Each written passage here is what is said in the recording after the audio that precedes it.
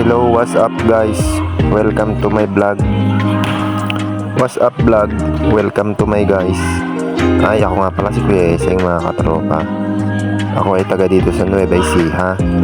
Dito sa maliit na barangay ng Picayune. Ang aking payak na pamumuhay ay sinasamahan ko ng konting ehersisyo mga katropa.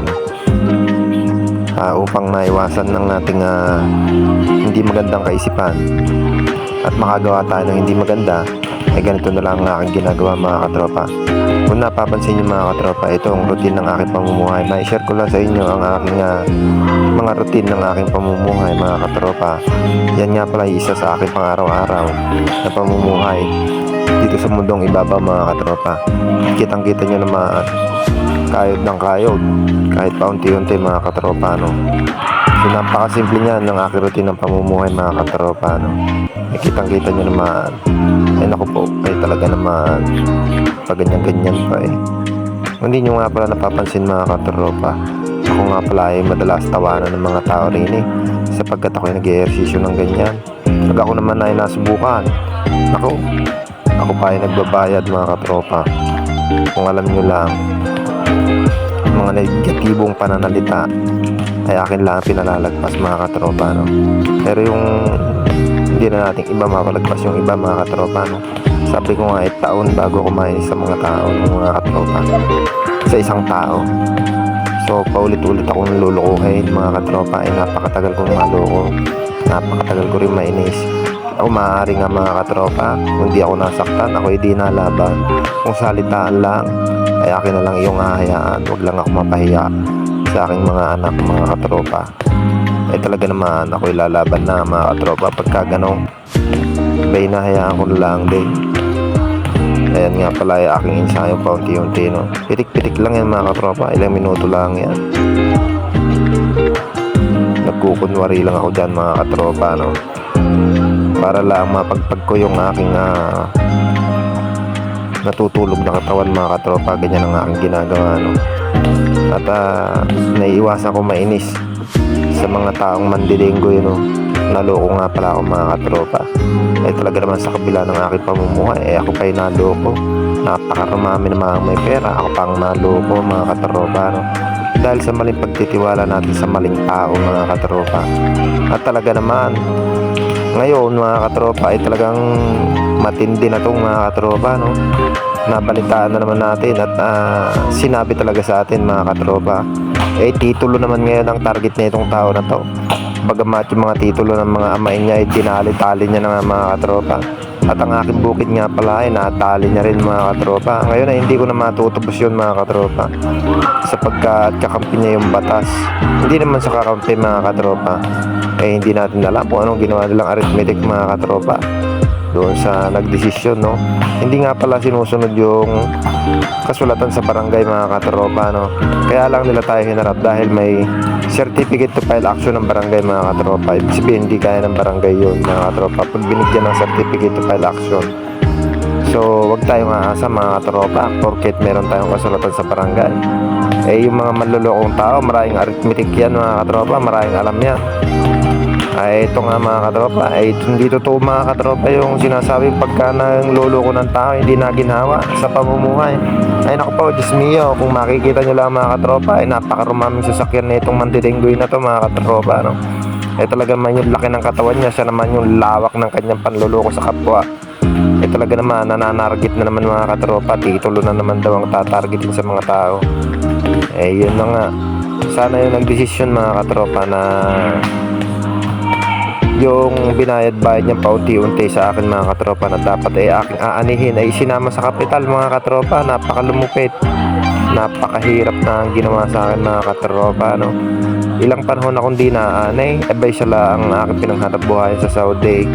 Napakatagal kong pinag-ipunan yung mga katropa, pero wala tayong magagawa, kailangan natin tanggapin, no? Ang hindi lang natin matanggap, may mga tao palang mga ganon, mga walang kwentang tao pala, no? Mga katropa.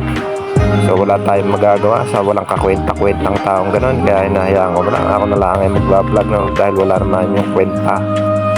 Ayan, kitang-kita nyo naman. Paano kaya, iniisip ko na lang mga katropa na siya ang gulong na yan. Kaya ako minsan nagigil. Ayun nga pala yung aking munting alaga mga katropa, no? Pati yan mga katropa, napakaraming balakid dyan mga katropa.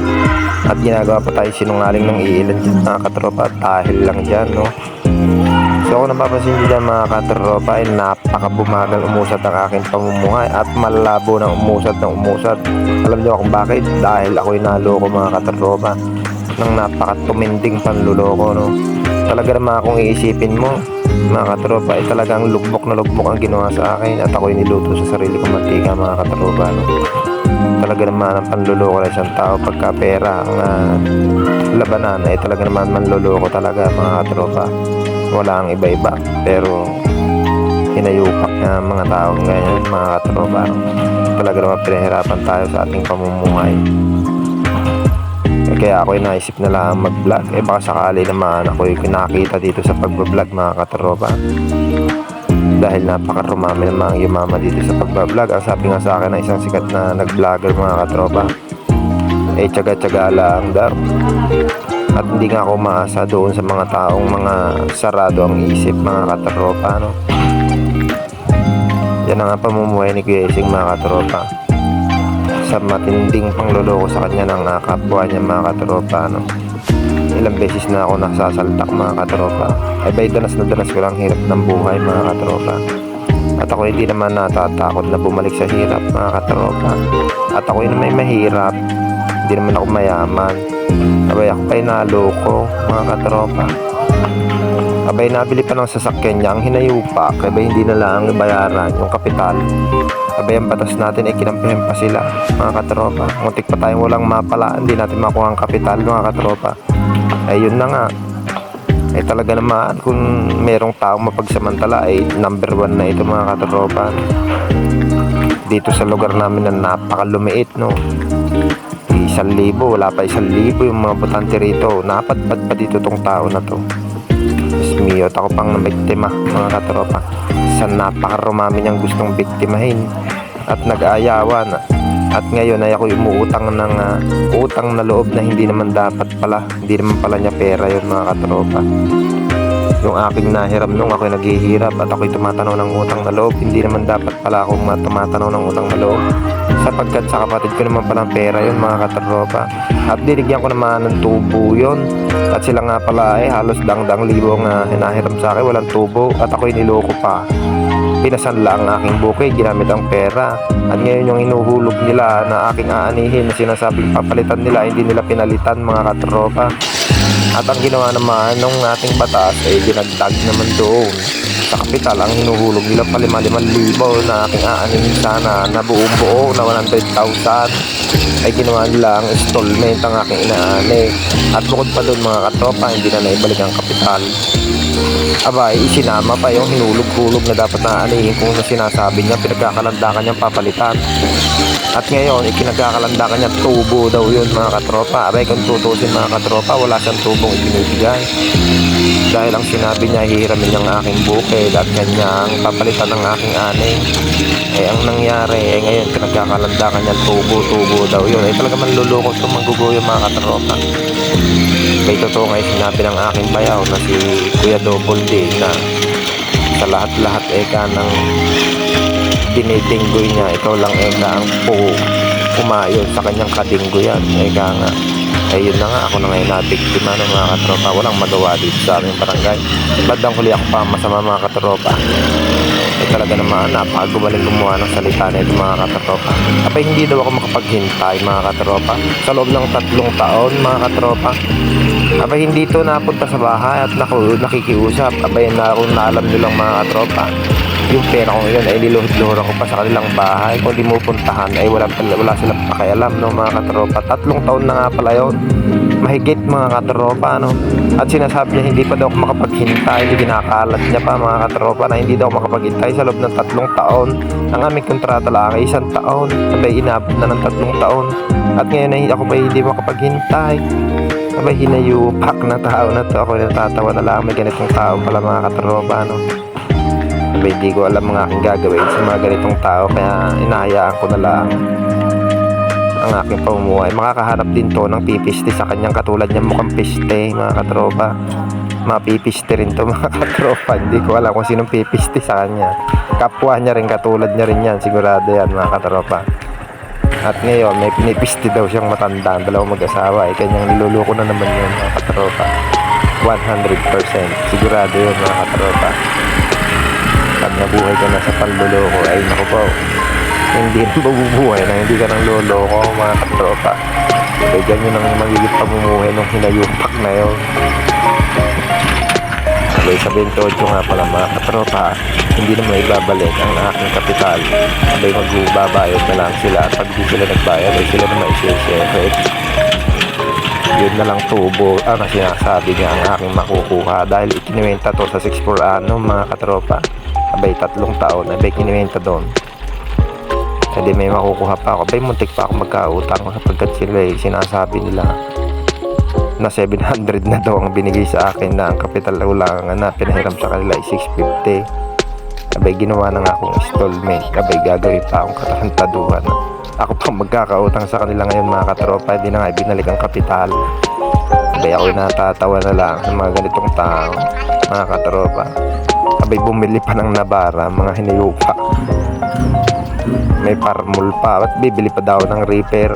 At yun nga pala ang mga ginawa niyang ahente, galit na sa kanya.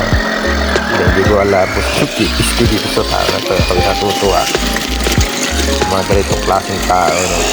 Meron pa lang tao ganito, mahilig manlaman, manggogo yun ang tao para meron siyang pang negosyo, pang simula. Ayaw magpagod ng pang simula, pang negosyo. Ang gusto niya lang ay vocalista, magsasalita lang ng maboka, ng mabulaklak.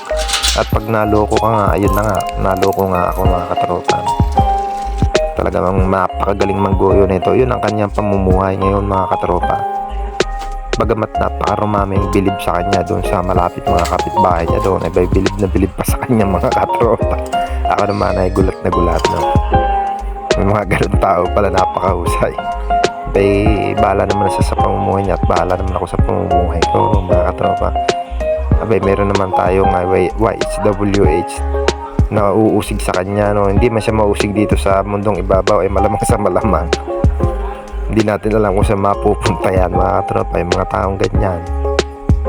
Buhay na buhay pa. Hindi ko alam kung anong ginagawa sa kanyang pamumuhay, kaluluwa niya.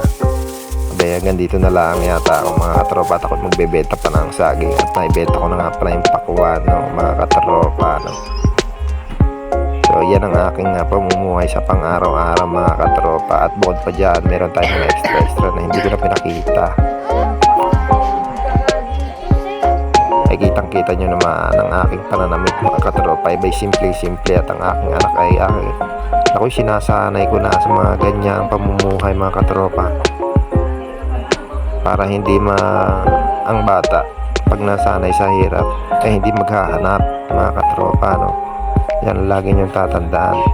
Sa simple lang ay masaya na yan mga batang ganyan mga katropa, no? Huwag nyo sanayin sa vocalista ang pamumuhay at panggugoyo, no, mga katropa. Yan, ganyan nga pala ako mabuhay. Ako nga pala si Kuya Ese, mga katropa. At tayo nga ay napag-utusan mga katropa, no, na ipagawa ang kulong-kulong na talaga namang napagmanda ay Barako mga katropa. Pasasawali nga pala ito sa kanilang mga software, no?